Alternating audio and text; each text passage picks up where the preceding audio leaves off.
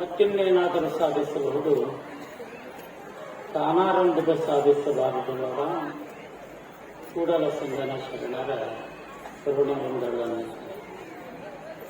ಪ್ರಥಮದಲ್ಲಿ ಸದ್ಗುರುಗಳು ಈ ವೇದಾಂತ ಪರಿಷತ್ತಿನ ಸನ್ನಿಧಾನ ಕರ್ತೃಗಳು, ಶ್ರೀಮಠದ ಪೀಠಾಧಿಪತಿಗಳು ಆದ ಡಾಕ್ಟರ್ ಭಾರತೀಯಪ್ಪಗಳವರ ಶ್ರೀಕರಣಗಳಲ್ಲಿ ಸಹಸ್ರ ಸಾಷ್ಟಾಂಗ ಪ್ರಣಾಮಗಳನ್ನು ಸಲ್ಲಿಸಿ, ಜಗದ್ಗುರು ಸಿದ್ಧಾರೂಢ ಮಹಾಸ್ವಾಮಿಗಳವರ ಶ್ರೀ ಕ್ಷೇತ್ರದ ಶಿವಯೋಗೀಶ್ವರರ ಶ್ರೀಕರಣಗಳನ್ನು ಮನವಾರೇ ನಮಿಸಿ, ಇಂದಿನ ಕಾರ್ಯಕ್ರಮದ ಅಧ್ಯಕ್ಷ ಸ್ಥಾನವನ್ನು ವಹಿಸಿಕೊಂಡಿರ್ತಕ್ಕಂಥ ಪರಮ ಪೂಜ್ಯ ಗೀತೋತ್ತಮ ಆಚಾರ್ಯ ಡಾಕ್ಟರ್ ಶಿವಕುಮಾರಪ್ಪನವರ ಶ್ರೀಕರಣಗಳಲ್ಲಿ ಬರಬೇಕು. ಶ್ರೀಗಳವರ ಸನ್ನಿಧಾನದಲ್ಲಿ ಉಪಸ್ಥಿತರಿದ್ದ ಎಲ್ಲ ಪೂಜ್ಯರಿಗೂ ಮಾತೆಯರಿಗೂ ನಮಿಸಿ ತಮ್ಮೆಲ್ಲರಿಗೂ ಶುಭಾಶಯ. ಇಲ್ಲಿವರೆಗೂ ಸುಭಾಷಿತಕಾರರು ಹೇಳಿರ್ತಕ್ಕಂಥ ಒಂದು ವಚನವನ್ನ ಅಥವಾ ಶ್ಲೋಕವನ್ನು ಆಧಾರವಾಗಿಟ್ಟುಕೊಂಡು ಪೂಜ್ಯರು ಪ್ರವಚನವನ್ನು ಮಾಡ್ತಾ ಬಂದಿದ್ದಾರೆ. ಸಾಧು ದರ್ಶನಂ ಪುಣ್ಯಂ, ಇದೊಂದು ಶಬ್ದ ಸಾಕು, ಇದೊಂದು ವಾಕ್ಯ ಸಾಕು. ಮಹಾತ್ಮರ ದರ್ಶನ, ಸ್ಪರ್ಶನ, ಸಂಭಾಷಣೆ ಏನು ಮಾಡ್ತದಂತಂದ್ರೆ ಕಿಮ್ನ ಕರೋತಿ ಪುಂಸ, ಮನುಷ್ಯನಿಗೆ ಏನು ಕೆಲಸ ಮಾಡ್ತದಂದ್ರೆ ನಿಜಗೊಂಡ್ರೆ ಒಂದೇ ಮಾತಿನಾಗ ಹೇಳ್ಬಿಟ್ಟು ಸಾಧು ಸಮಾಗಮನಾದಿಗಳಿಂದ ಸಾಧಿತ ಮಾಡುವುದು ಪುಣ್ಯದ ವೃಂದ. ಬಹುತೇಕ 53 ವರ್ಷಗಳ ಪರ್ಯಂತರ ಅಪ್ಪಗಳು ಈ ಕಾರ್ಯಕ್ರಮವನ್ನು ಯಾಕೆ ನಡೆಸಿಕೊಂಡು ಬಂದಿದ್ದಾರೆ ಅಂತಂದ್ರೆ ನಿಮಗೆಲ್ಲ ಪುಣ್ಯ ಬರಲಿ ಅಂತನ. ಸಾಧು ಸಮಾಗಮ, ವೇದಾಂತ ಪರಿಷತ್ ಅಂದ್ರೇನು? ಮಹಾತ್ಮರ ಸಮಾಗಮ. ತೀರ್ಥಕ್ಷೇತ್ರಗಳ ಪಾಪ ಕಳೆಯಂಗಿಲ್ಲ ಅಂತಲ್ಲ. ಕಾಶಿಗೆ ಹೋದ್ರೆ ಗಂಗಾದ ಮುಳುಗಿದ್ರಿ ಅಂದ್ರೆ ಪಾಪ ಹೋಗ್ತದ ಬಿಡ್ತದ ದೇವರಿಗೆ ಬಲ್ಲ. ಆದ್ರೆ ಸುಭಾಷಿತ ಕಾರಣ ಹೇಳ್ತಾನೆ, ಗಂಗಾ ಪಾಪಂ ಶಶಿ ತಾಪಂ ದೈನ್ಯಂಚ ಕಲ್ಪತವಸ್ತತ. ಗಂಗಾ ಪಾಪ ಕಳಿತಾಳಂತ ಹೋಗ್ತಾರೆ ಕಾಶಿಗೆ ಮುಳುಗಾಕ, ಗಂಗಾದಾಗ ಮುಳುಗಾಕ. ಆದ್ರೆ ಹೋಗ್ತಾವಂತ ಗ್ಯಾರಂಟಿ ಇಲ್ಲಂತ ರಾಮಕೃಷ್ಣ ಪರಮಹಂಸರು ಹುಡುಗಾಟಕ್ಕೆ ಒಂದು ಕಥೆ ಹೇಳ್ತಾರೆ.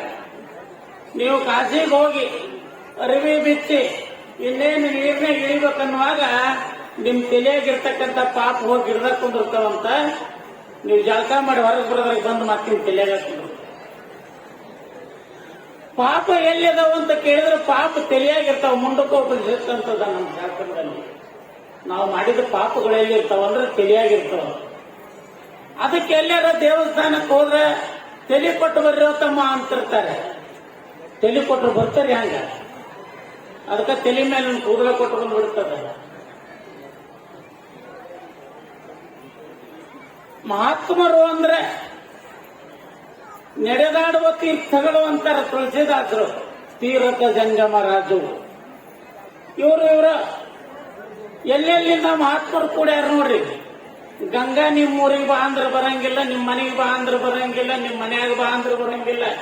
ಗಂಗಾಕ ನೀವ ಹೋಗಿ ಮುಳುಗಿದ್ರೆ ಪಾಪ ಹೋದ್ರು ಹೋಗ್ಬೋದು ಅಥವಾ ಬಿಡ್ಬೋದು. ಆದ್ರೆ ಮಹಾತ್ಮರು ఊరికే రాని మహాత్మలు మా ఇంటి వరకు వచ్చారంటే మా మేలు కోసమే, మా భాగ్య కోసమే. వినరావేమ విశ్వదాభిರಾಮ. తెలుగుನಾಗ ಯೋಗಿ ವೇಮಣ್ಣವರೊಂದು ಮಾತು ಹೇಳ್ತಾರೆ, ಊರಿಗೆ ಬರೆದಂತ ಮಹಾತ್ಮರು ನಮ್ಮ ಊರಿಗೆ ಬಂದಾರಂದ್ರೆ, ನಮ್ಮ ಓಣಿಗೆ ಬಂದಾರಂದ್ರೆ, ನಮ್ಮ ಮನೆಗೆ ಬಂದಾರಂದ್ರೆ, ಒಳಗೆ ಬಂದಾರಂತಂದ್ರೆ ಮಾ ಭಾಗ್ಯ ಕೋಸಮೇ, ನಾವು ಮೇಲು ಕೋಸಮೇ. ನಮ್ಮ ಒಳ್ಳೇದು ಮಾಡಕ್ಕ ಬಂದಿರ್ತಾರೆ. ನಮ್ಮ ಪುಣ್ಯ ಇದ್ರನ ನಮ್ಮ ಮನೆಗೆ ಬಂದಿರ್ತಾರೆ.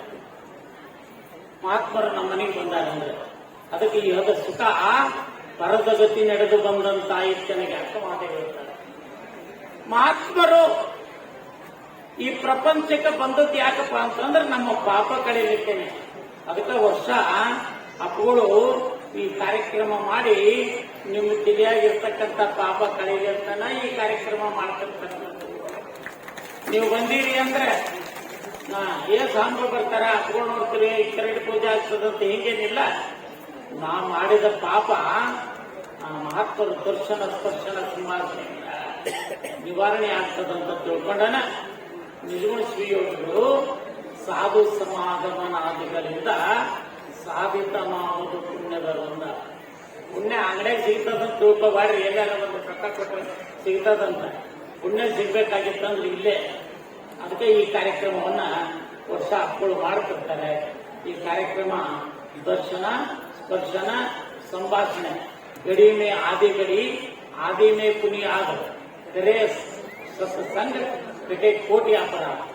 ಒಬ್ಬ ಒಂದು ಅರ್ಧ ತಾಸನ್ಯಾಗ ಅರ್ಧ ತಾಸನ್ಯಾಗ ಒಂದು 15 ಮಿನಿಟ್ನಾಗ ಒಂದು 5 ಮಿನಿಟ್ ಮಹಾತ್ಮರ ದರ್ಶನ ಸ್ಪರ್ಶನ ಆತಂದ್ರೆ ಕಟೆ ಕೋಟಿ ಅಪರಾಧ. ಒಂದು ಕೋಟಿ ಪಾಪ ಮಾಡಿದ್ರು ಸಹಿತ ನಮ್ಮ ಪಾಪಗಳೆಲ್ಲ ನಿವಾರಣೆಯಾಗಿ ಪುಣ್ಯ ದೊರಕದಂತ ಶಾಸ್ತ್ರ ಹೇಳ್ತದೆ.